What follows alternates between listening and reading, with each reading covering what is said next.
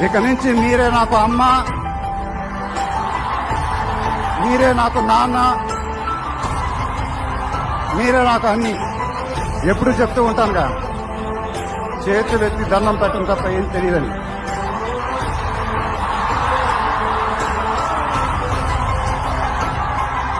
మీరెప్పుడు నా గుండెలో ఉంటారు, ఎప్పుడు ఎప్పుడు ఎప్పుడు.